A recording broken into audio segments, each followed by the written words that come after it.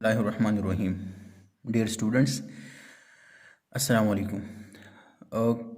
हमने स्टार्ट किया है पीरियड नंबर 3 और उस पीरियड नंबर 3 में हम पढ़ रहे हैं एस एंड पी ब्लॉक के एलिमेंट के बारे में हम पढ़ रहे हैं। ठीक है, या एस एंड पी ब्लॉक के एलिमेंट हम पढ़ रहे हैं और इसमें हमने पीरियड नंबर 3 को स्टार्ट किया हुआ है।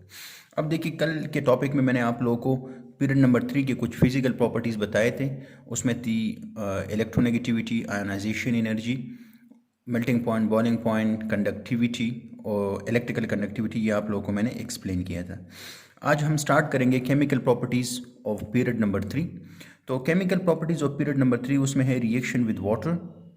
पीरियड नंबर 3 की जो एलिमेंट है उनके रिएक्शन हम करेंगे वाटर के साथ, रिएक्शन हम करेंगे ऑक्सीजन के साथ और क्लोरीन के साथ। ठीक है, तो पीरियड नंबर 3 में सबसे पहले ये पॉइंट अपने साथ नोट कर लें। अगर इस पॉइंट की आप लोगों को समझ आ गई तो आप लोग ज़्यादातर जो केमिकल रिएक्शंस होंगे वो भी आप लोगों को आसानी से समझ आ जाएंगे।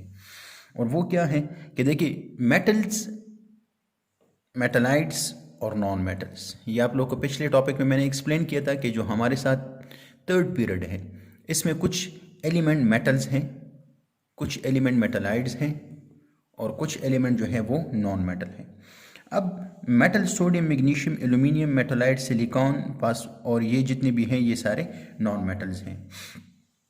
अब कुछ पॉइंट्स मैं बता रहा हूँ, ये पॉइंट्स अपने साथ याद रखें और ये जर्नल पॉइंट्स हैं। इन पॉइंट्स के ज़रिए आप लोग आसानी से केमिकल रिएक्शन लिख सकेंगे और आप लोग इसको आसानी से फिर दूसरे मेटल के एलिमेंट और नॉन मेटल और मेटलाइट के साथ रिएक्शन करेंगे तो आपको एंड प्रोडक्ट आसानी से समझ आएगा और इवन आप लोग इसके बेस पर MCQs भी सॉल्व कर सकते हैं। जब भी रिएक्शन ऑफ वाटर, जब हम वाटर को रिएक्ट करेंगे मेटल के साथ तो आपके पास जो रिजल्टेंट प्रोडक्ट बनेगा वो बेस होगा या अल्कली होगा, अल्कलाइन सोल्यूशन आपके पास बनेगा।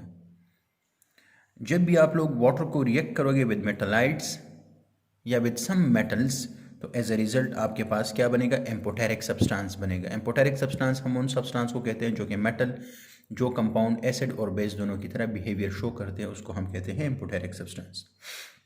जब आप वाटर के रिएक्ट कराएंगे नॉन मेटल के साथ तो आपके पास जो रिजल्टेंट प्रोडक्ट बनेगा वो एसिड होगा। ठीक है, सिमिलरली जब आप लोग रिएक्शन करेंगे किस चीज़ के साथ, रिएक्शन करेंगे ऑक्सीजन का मेटल के साथ तो आपके पास बेसिक ऑक्साइड बनेंगे। और जब वही ऑक्सीजन आप लोग रिएक्ट कराओगे मेटलाइट के साथ तो आपके पास एम्पोटेरिक ऑक्साइड्स बनेंगे। और अगर हम ऑक्सीजन का रिएक्शन करेंगे नॉन मेटल के साथ तो आपके साथ एसिडिक ऑक्साइड बनेंगे। ठीक है, या एसिड ऑक्साइड्स आपके पास बनेंगे। तो इसी तरह क्लोरीन जो है, अगर आप लोग क्लोरीन को रिएक्ट करोगे मेटल के साथ तो देखिए इस क्लोरीन के जो ग्रुप हैं इसको कहा जाता है हेलोजन। तो आपके पास क्या बनेगा, एज अ रिजल्ट आपके पास बनेंगे साल्ट बनेंगे। ठीक है, और बाकी के साथ अगर आप इसको ट्रीट करोगे तो आपके पास कोवेलेंट कंपाउंड बनेंगे, डिफरेंट कोवेलेंट कंपाउंड आपके पास बनेंगे। अब हम स्टेप वाइज एक एक के साथ इनकी केमिकल रिएक्शन करते हैं। सबसे पहला है रिएक्शन विद वाटर। अब देखिए, सोडियम जो है ये ग्रुप नंबर 1 का एलिमेंट है और ग्रुप नंबर 1 में जो थर्ड पीरियड में, ग्रुप नंबर 1 के जो थर्ड पीरियड के जो एलिमेंट है वो सोडियम है। और ये याद रखें, ग्रुप नंबर 1 के जितनी भी एलिमेंट्स हैं इन सबको हम ऑयल में रखते हैं। क्यों, अगर आप लोग अपने लेबॉर्ट्रीज में अगर आप लोग देख लेना तो लेबॉर्ट्रीज में आप लोग ग्रुप नंबर 1 के एलिमेंट जो आप लोग की लेबॉर्ट्री में पड़ा होगा तो वो एक कंटेनर में पड़ा होगा।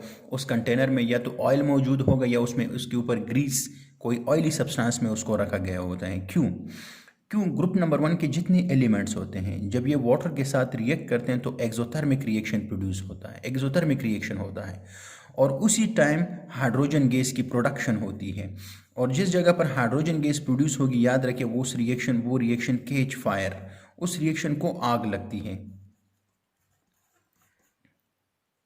ठीक है, तो वो अगर उसको आग लगती है तो ऑटोमेटिकली एटमॉस्फेयर में तो वाटर मौजूद होता है, तो इस वजह से हम ये ग्रुप नंबर 1 के एलिमेंट को हम ऑयल में रखते हैं।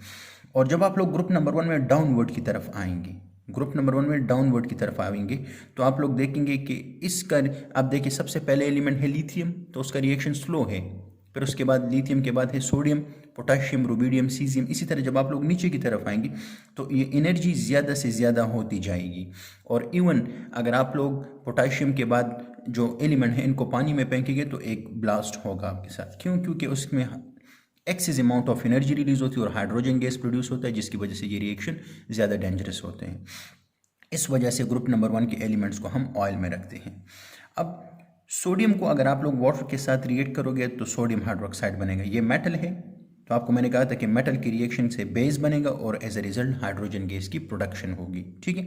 और यही हाइड्रोजन गैस जब आप लोगों को लेबॉर्ट्री में अगर आप लोगों ने किया हुआ हो, अक्सर मैं अपने स्टूडेंट्स को जब मैं लेबॉर्ट्री लेके जाता हूँ तो उनको मैं सोडियम पानी में थोड़ा सा मकदार में डाल देता हूँ ताकि इनको पता चल जाए कि देखिए ये वाटर, तो ये छोटे छोटे से ब्लास्ट होते हैं, छोटे छोटे से पटाखे होते हैं, जिसकी वजह से वो स्पार्क प्रोड्यूस होते हैं। क्यों? क्योंकि उसमें एनर्जी रिलीज होती है और हाइड्रोजन गैस की प्रोडक्शन होता है। सिमिलरली मैग्नीशियम को जब हम वाटर की, अब देखिए ये सोडियम की रिएक्शन था। अब इसके बाद जो ग्रुप नंबर 2 है मैग्नीशियम, अब मैग्नीशियम भी मेटल है, तो ये भी अगर वाटर के साथ रिएक्शन करेगा। अच्छा याद रखें, सोडियम जो है ये वाटर जिस कंडीशन में भी हो, कोल्ड वाटर हो या वार्म वाटर, पानी गर्म हो या ठंडा हो, उसके साथ ये रिएक्शन करेगा और एज ए रिजल्ट ये वाले प्रोडक्ट बनेंगे। लेकिन अगर मैग्नीशियम को अगर आप वाटर के साथ रिएक्ट करोगे तो याद रखिए ये कोल्ड वाटर, अगर पानी ठंडा है तो उस ठंडे पानी के साथ इसका रिएक्शन बहुत स्लो होगा और इतना स्लो रिएक्शन होगा कि रिएक्शन शुरू हो जाएगा। ये अगर कोई मेटल, मैग्नीशियम का मेटल आप लोग पानी में फेंक दे तो स्टार्ट में रिएक्शन शुरू हो जाएगा, फिर आप लोग देख लेंगे रिएक्शन स्टॉप हो जाएगा। क्यों? इन दोनों की रिएक्शन से वही मेटल है तो बेस बन रहा है, हाइड्रोजन गैस की प्रोडक्शन हो रही है। लेकिन ये रिएक्शन कुछ टाइम के बाद स्टॉप हो जाता है। क्यों स्टॉप क्यों हो जाता है? जब आप लोग मैग्नीशियम को पानी में फेंकते हैं तो एज ए रिजल्ट इस मैग्नीशियम के इर्द गिर्द एक लेयर बन जाता है, एक लेयर बन जाता है, वो लेयर बन जाता है मैग्नीशियम हाइड्रोक्साइड का। और ये मैग्नीशियम हाइड्रोक्साइड जो इनसाइड मज़ीद मैग्नीशियम होता है उसके साथ ये मज़ीद उसको रिएक्ट करने नहीं देता, तो ये एक लेयर बन जाता है और रिएक्शन स्टॉप हो जाता है, ठीक है। हाँ, अगर आप लोग मैग्नीशियम को स्टीम मतलब गर्म पानी के साथ आप लोग उसको ट्रीट करते हैं तो as a result magnesium oxide बन जाता है, मैग्नीशियम जल जाता है एकदम। जो ही आप लोग इसको गर्म पानी में फेंकोगे तो आप लोग देख लेंगे जल्दी से जल्दी ये क्या हो जाता है, गायब हो जाता है। इसकी रिएक्शन बड़े तेज़ होते हैं पानी के साथ, ठीक है। अब एल्यूमिनियम है नेक्स्ट मेटल। अब एल्यूमिनियम जो है ये कूल्ड वाटर के साथ बिल्कुल कोई रिएक्शन नहीं करता नॉर्मल कंडीशन में। लेकिन अगर आप लोग एल्यूमिनियम को रिएक्ट करेंगे हॉट वाटर के साथ, स्टीम बड़े हाई टेम्परेचर पर अगर आप लोग इसके साथ उसको रिएक्ट करोगे तो, और एल्यूमिनियम भी पाउडर के फॉर्म में होगा, तो पाउडर के फॉर्म में ये इसके साथ रिएक्शन करता है, लेकिन तब भी रिएक्शन आपके पास स्लो रिएक्शन होगा और रिजल्टेंट आपके पास जो कंपाउंड बनेगा वो एल्यूमिनियम हाइड्रोक्साइड, ये एक एम्फोटेरिक सब्सटेंस है और हाइड्रोजन गैस की प्रोडक्शन होगी। अब देखिए याद रखें, एल्यूमिनियम ये रिएक्शन भी कुछ टाइम के बाद स्टॉप हो जाते हैं। क्यों? जिस तरह मैग्नीशियम के इर्द गिर्द मैग्नीशियम हाइड्रोक्साइड का लेयर बनता है, इसी तरह एल्यूमिनियम के इर्द गिर्द एल्यूमिनियम ऑक्साइड का लेयर बनता है और ये लेयर बहुत स्ट्रॉन्ग और टफ लेयर होता है। तो एल्यूमिनियम जो है ये वाटर के साथ फिर मज़ीद रिएक्शन नहीं करता। क्यों? क्योंकि इसके इर्द गिर्द एक प्रोटेक्टिव लेयर बन जाता है। ये वो प्रोटेक्टिव लेयर है जो मज़ीद रिएक्शन होने नहीं देता है, ठीक है, और रिएक्शन स्टॉप हो जाता है। और एल्यूमिनियम, इन दोनों की रिएक्शन की वजह से जो प्रोडक्ट बनता है ये एल्यूमिनियम ऑक्साइड प्लस कुछ हाइड्रोजन गैस प्रोड्यूस हो जाती है। नेक्स्ट है सिलिकॉन। अब देखिए सिलिकॉन जिस तरह एल्यूमिनियम है, इससे सिमिलरली सिलिकॉन वाटर के साथ रिएक्शन नहीं करता नॉर्मल कंडीशन में, लेकिन अगर आप लोग टेम्परेचर बहुत ज़्यादा हाई करोगे तो तब सिलिकॉन वाटर के साथ रिएक्ट होके आपके पास क्या बनेगा, सिलिकॉन ऑक्साइड बनेंगे, ऑक्साइड ऑफ सिलिकॉन बनेंगे और हाइड्रोजन गैस की प्रोडक्शन होगी, ठीक है। अब इसी के बाद हमारे पास अब शुरू हो गए नॉन मेटल्स।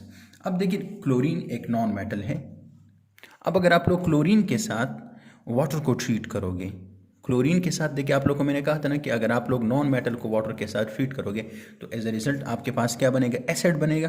तो ये नॉन मेटल है, वाटर के साथ मैं ट्रीट कर रहा हूँ, तो आपके पास जब भी आप लोग, अगर आप लोगों ने कहीं देखा हो कि हम क्लोरीन को पानी में डाल दें तो आपके पास एक ग्रीन सोल्यूशन बनेगा। अब जब ग्रीन सोल्यूशन बनेगा तो ये ग्रीन सोल्यूशन असल में मिक्सचर होता है दो कंपाउंड का, HCl और HOCl का मिक्सचर होता है, इन दोनों का मिक्सचर होता है।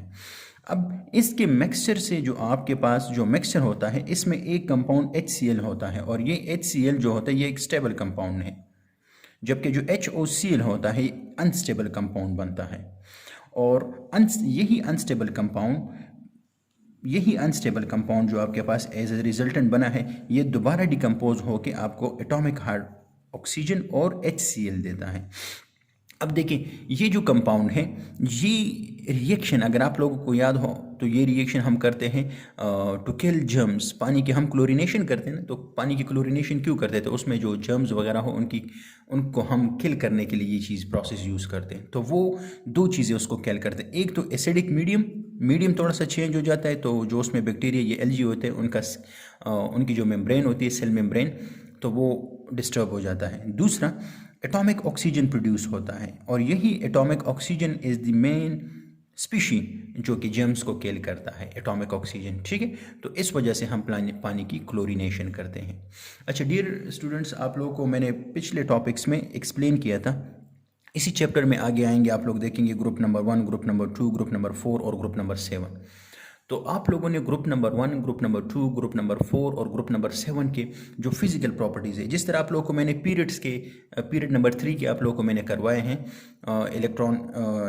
Electronic structure, size, electronegativity, ionization energy, conductivity, melting point, boiling point, ये आप लोगों को मैंने पीरियड्स का करवाया है। तो उसी तरह बिल्कुल सिमिलर आप लोग उसी लेक्चर को आप लोग देख ले और इन्हीं तीनों ग्रुप्स पर आप लोग 4 ग्रुप्स पर ये अप्लाई कर दें। ठीक है, तो ये आप लोगों के लिए टास्क है।